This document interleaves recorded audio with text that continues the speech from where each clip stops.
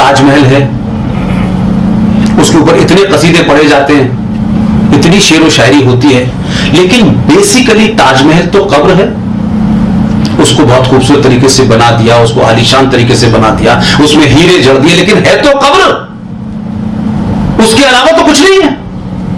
आप सोचिए कि 700 साल की गुलामी आपके ऊपर इतनी हावी रही, जिनको अपने पूर्वजों पे शर्म है, उनको लगता था कि ताजमहल ही भारत की शान है। तो एक कानून बना कि विदेशी मेहमान जो आएगा भारत में, उसे राष्ट्रपति भवन के अंदर जब वो जाएगा तो ताजमहल का रेप्लिका दिया जाएगा, क्योंकि ये भारत की पहचान है।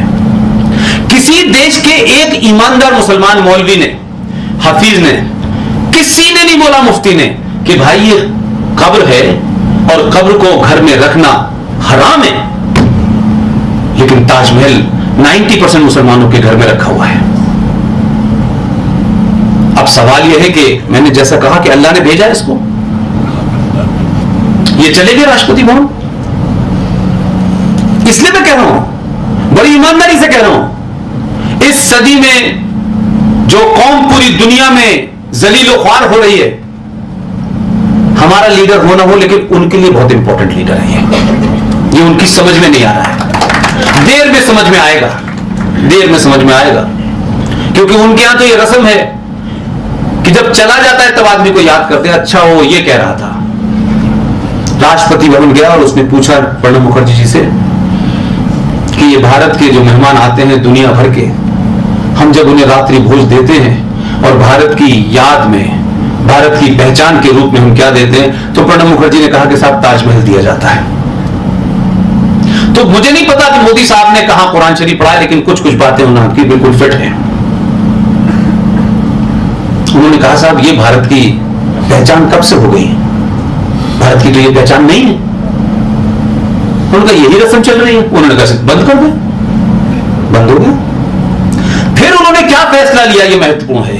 मैं इसलिए कह रहा हूं कि आपसे लोग इसलिए नहीं डर रहे हैं कि सरकार में कोई एक बैठ गया है। मैं फिर कह रहा हूं, सरकार आएगी जाएगी। लोग इसलिए डर रहे हैं कि आप 5000 साल पुरानी पहचान को पहचान गए हैं। और उसने क्या कहा, वही लोगों को बुलाया, कहा कि दुनिया के बेहतरीन कागज के ऊपर बेहतरीन कवर बनके अब सिर्फ गीता छपेगी और गीता को दिया जाएगा भारत की पहचान। अब उसका आप दूसरा रूप देखें कि यह सिलसिला 4 साल से चल रहा है। देश के करीब करीब 70 देशों के राष्ट्रीय अध्यक्षों के कमरे में गीता रखी हुई है। यह भी महत्वपूर्ण नहीं है, मेरी बात को फिर आगे बढ़ने दीजिए।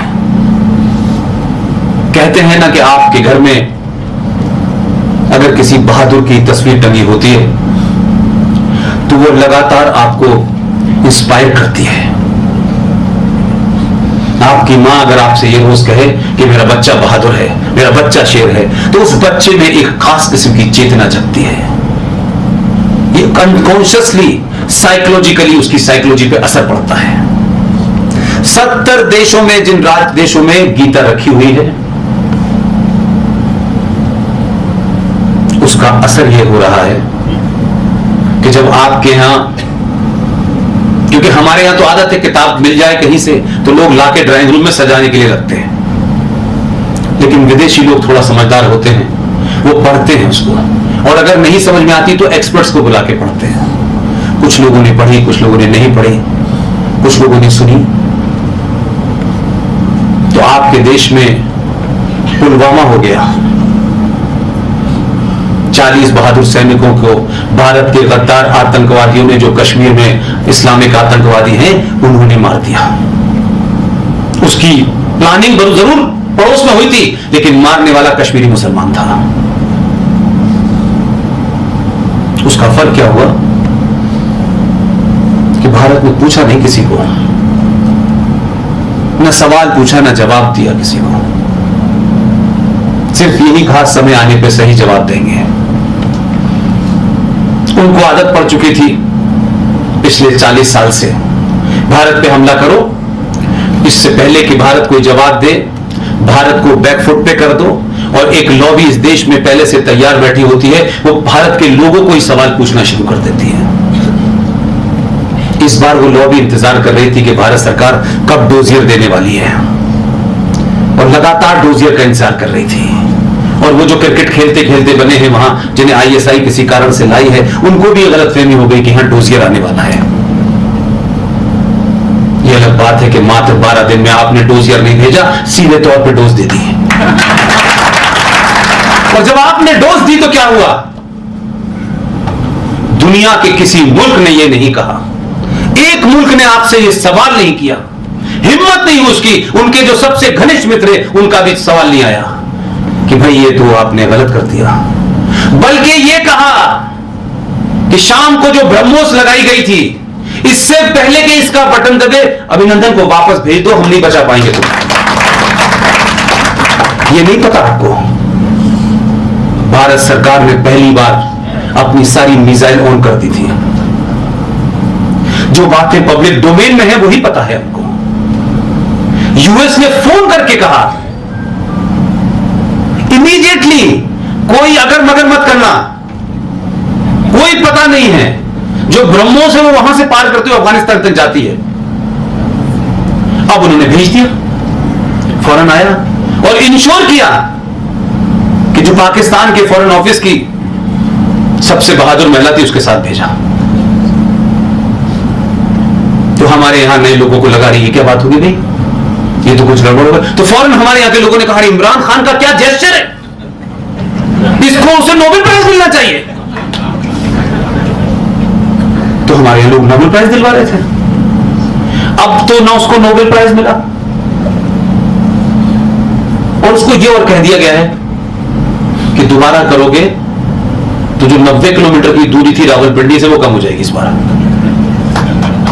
तो आपके एक जेस्चर से इसको आप स्पिरिचुअली भी ले सकते हैं, पॉलिटिकली भी ले सकते हैं, डिप्लोमेटिकली भी ले सकते हैं, कि जब आपकी सोच बदलती है, जब आप अपनी चीजों पे गर्व करते हैं और अपनी कुंठा से बाहर आ जाते हैं, तो दुनिया आपको सलाम करती है।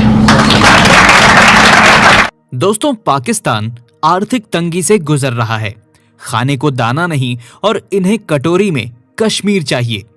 भूख में तड़प रहे पाकिस्तान का आलम यह है कि पाकिस्तानियों ने उसको भी नहीं बख्शा जिसने पाकिस्तान को बनाया था, जिसने पाकिस्तान को हिंदुस्तान से अलग किया और अलग से मुस्लिम राष्ट्र का निर्माण किया, ये सोचकर कि आने वाले समय में देश तरक्की करेगा। लेकिन उसका उल्टा हो गया। आपको बता दें, हाल ही में पाकिस्तानियों ने जिन्ना की संपत्ति पर भी हाथ साफ कर दिया है और अब गायब हुए सामानों को ढूंढने का काम चल रहा है। पाकिस्तान की एक अदालत ने पाकिस्तान के संस्थापक मोहम्मद अली जिन्ना और उनकी बहन फातिमा जिन्ना की संपत्ति और अन्य सामानों का पता लगाने के लिए एक सदस्य आयोग का गठन किया है। सिंध उच्च न्यायालय ने सेवानिवृत्त न्यायमूर्ति फहीम अहमद सिद्दीकी की अध्यक्षता में आयोग का गठन किया है। अदालत ने जिन्ना और उनकी बहन के आभूषण और साथ ही गाड़ियों और बैंक खातों में मौजूद पैसों सहित संपत्तियों से संबंधित 50 साल पुराने एक मामले की सुनवाई के दौरान ये आदेश दिया था। बता दें कि पाकिस्तान की स्थापना के 1 साल बाद यानी 1948 में जिन्ना का निधन हो गया। वहीं उनकी बहन फातिमा का निधन कराची में 1967 में हुआ था। न्यायमूर्ति जुल्फिकार अहमद खान की अध्यक्षता वाली SHC की पीठ की सुनवाई के दौरान पाया गया है कि भाई बहन के सभी सूचीबद्ध कीमती सामान अभी तक खोज नहीं पाए हैं, जो कि जाहिर तौर पर गायब हो चुके हैं। इसके अलावा कई अन्य सामान जो पहले से ही रिपोर्ट में दर्ज थे, उनकी नई लिस्ट तैयार की गई है और अब उन्हें ढूंढने के लिए आयोग का गठन किया गया है। ये याचिका फातिमा के एक रिश्तेदार हुसैन वाजिली ने दायर की थी। दोस्तों, पाकिस्तानियों ने जिन्ना तक को नहीं छोड़ा और उनका जितना भी सामान था, जितनी भी संपत्ति थी, उन पर भी हाथ साफ कर दिया। एक तरफ तो वो गधे बेचने की बात करते हैं, एक तरफ पार्लियामेंट बेचने की बात करते हैं, किराए पर देने की बात करते हैं, और वहीं दूसरी तरफ अब इस तरह का मामला सामने आ रहा है। जिसमें जिस व्यक्ति ने पाकिस्तान की नींव रखी उसी को लूट के खा गए। अब इससे ज्यादा कितना गिरेगा पाकिस्तान, कितना गिरेगी पाकिस्तान की सरकार? इस खबर पर आपकी क्या राय है, हमें कमेंट में अवश्य बताएं। दोस्तों, वीडियो में बताई गई बातों से अगर आप भी सहमत हैं तो वीडियो को लाइक करने के साथ साथ ज्यादा से ज्यादा लोगों तक शेयर करें।